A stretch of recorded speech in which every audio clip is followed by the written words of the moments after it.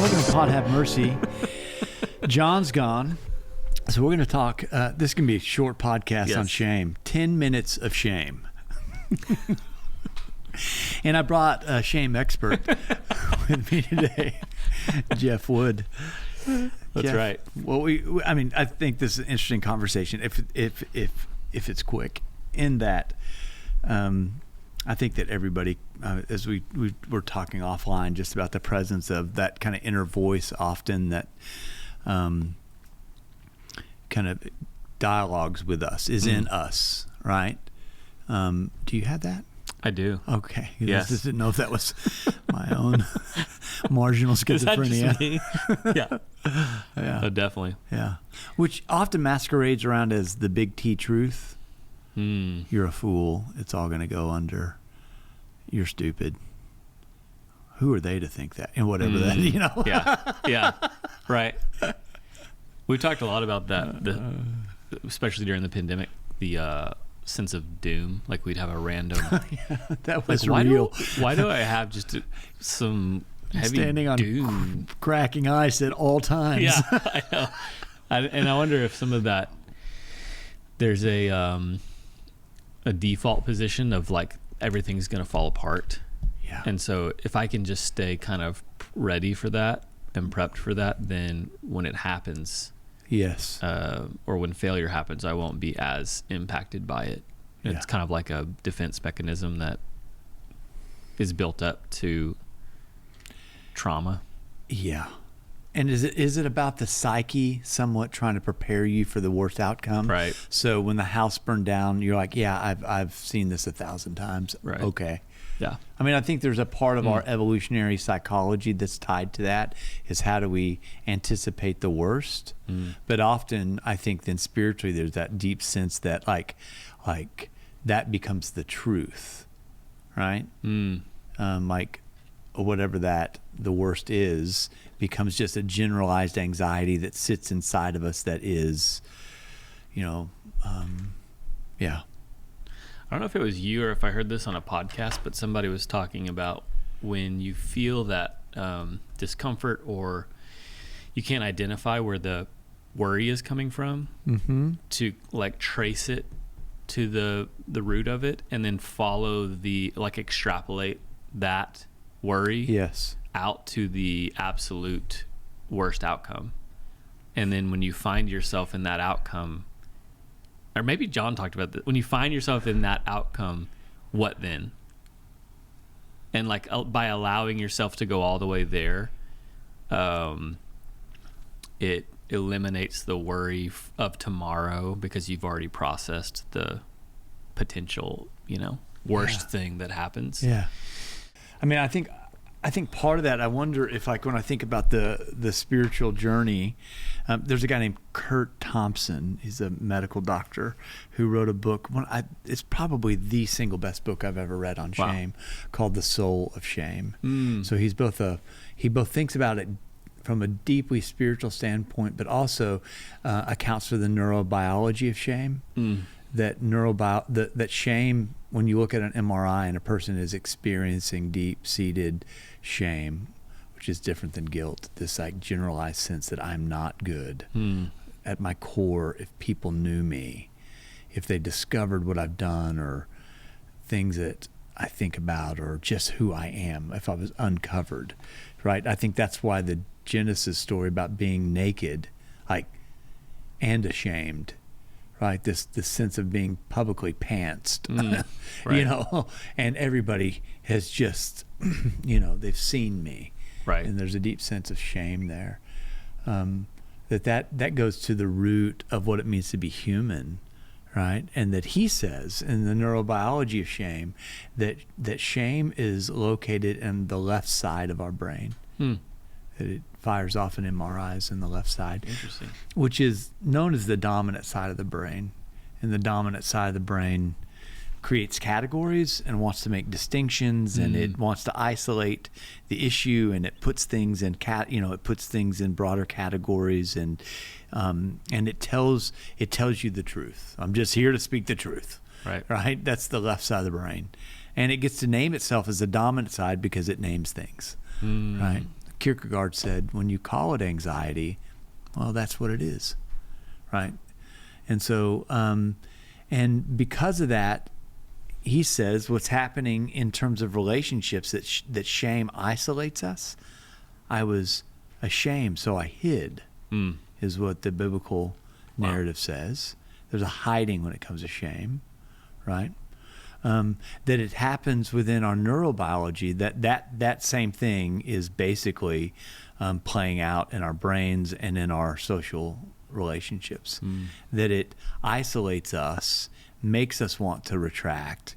It begins to say, this is the truth about you, right? And that the way through that, when grace comes in, or whatever the necessary descent is of that, and you realize, oh, there's love underneath all of that. That's located on the right side of our brains. And that's the part that wants to make connection, that wants to bring things back. That's the prodigal that's tucked back in after isolation. That's the thing that says in you and in me, tell your truth to a wise or trusted person, right? The left side of the brain says, oh, no, we're not. No. Right. We're going to death. We're going to death in this one. Right. Right.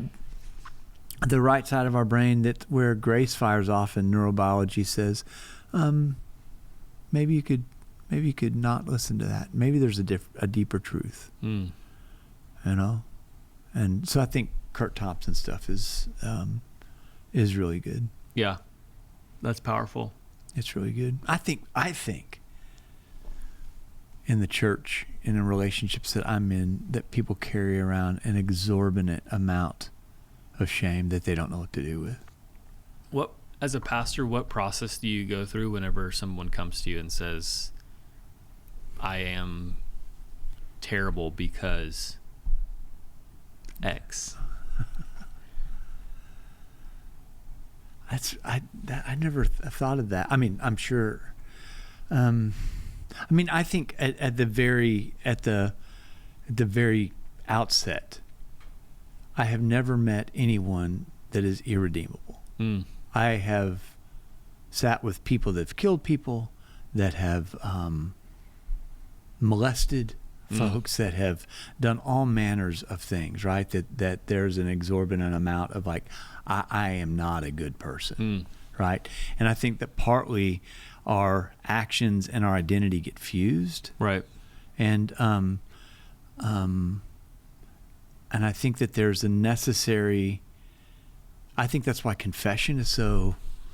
And I didn't learn confession until I was in the 12 steps. You know, I learned to say I was sorry and do not smite me, oh God, you know.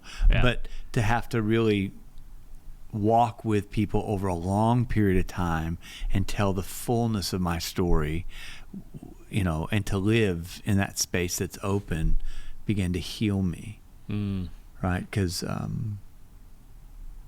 people will lie to you about who they are, not because they're liars, because they feel shame about stuff. And so often when a person comes in to our lives that I think exudes a lot of shame, I think underneath that is just a secret that needs to be told. And I think they're waiting for someone just to create enough space of grace.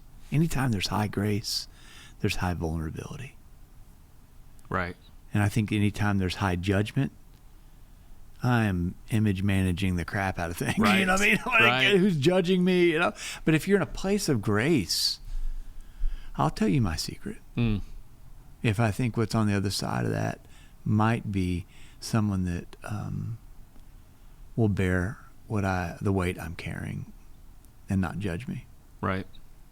I think that's the biblical witness of Jesus, you know, out of John. Woman, where are your accusers? Right. Yeah. And I think that's what the church, the mission of the church is to basically say that as many times as we can. You know, my hunch is that you're carrying a lot. And are there rituals, processes, listening, prayer, walking with someone, curiosity, so that they can hear the very voice of divine presence say, Oh, I don't accuse you either. Mm. I think the only thing that is stronger than shame is connection. Mm. And I think that's why the counter narrative of shame is always feels counterintuitive, which is to connect. Hmm. And I think that there are things that live in the basement of our lives that we have to at least allow a person, if not over time multiple persons, into so that they hold vicariously the knowledge of who we are, and we can feel forgiven, understood, seen. That's where I think the person of Jesus is deeply embedded in those relationships, right? Where the two or three are gathered. And in the basement, then those folks can vicariously hold all of the relationships in the world, right? So because there's certain men in my life that know everything about me, I can stand in front of anyone or be in any relationship knowing I'm tethered. I don't have secrets. Right. Right. And I can live free. Beautiful. Yeah. Yeah. It's good. So tell me your deepest shaming experience. When I was 10, no, I've got plenty, but it is a good question to ask myself, even, is like, who is that person or people that I'm tethered to, and feel vulnerable enough to share those things with. Yeah. Because I think the way that I was raised, like you said, when there's high grace, there's high vulnerability. The way I was raised was very legalistic. But also there was a weird transactional thing where you could like go to the altar call, bear your thing before the Lord, and then commit the same sin again that night or the next day. Yeah, the get out of jail free card as long as you said sorry. Right. So there's a weird... But I also know, like, it's weird too, isn't like there is there's a repetitivity. Is that a word? Sure it is.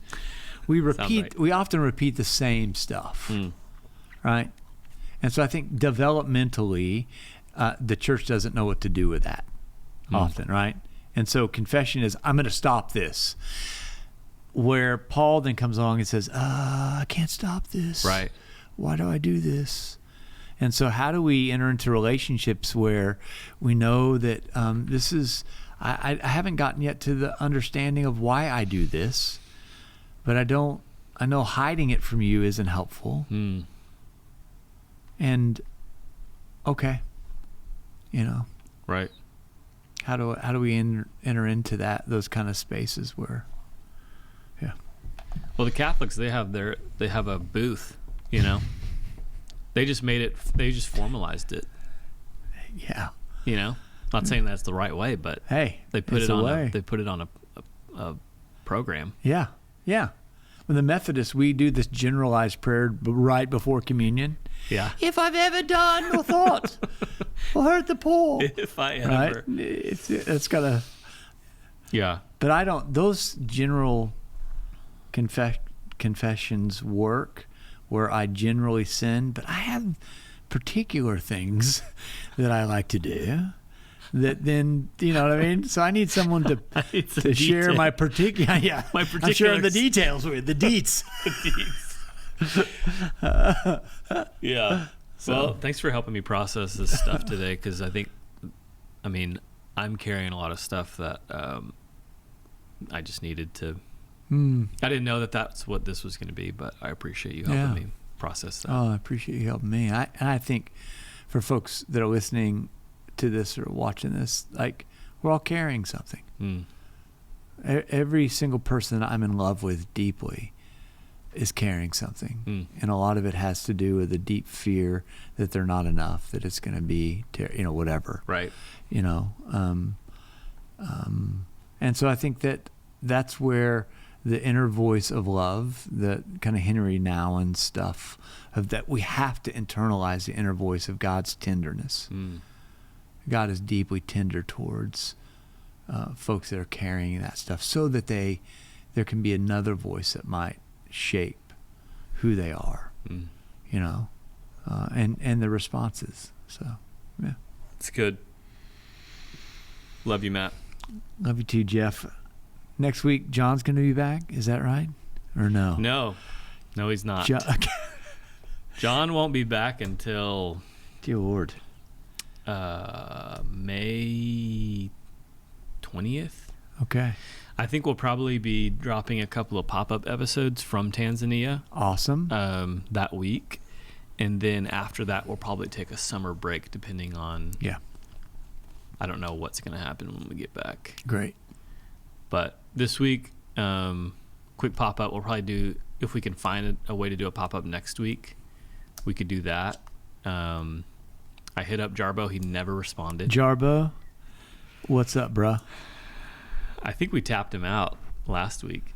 Well, I think we tapped out. It only gives John a lot more fuel, right? Oh, poor Jarbo. Like John needs more fuel. Like he needs more for that.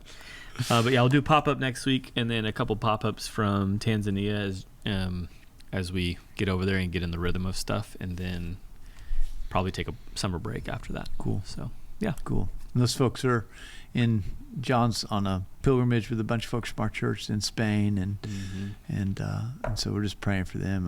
I can't wait to hear, what they see and discover and spiritual stuff that happens in their lives. So yeah. Awesome. Well, thanks for dropping in. Thank you. Well, my name is Matt Russell. I'm Jeff Wood. And this is Pod Have Mercy.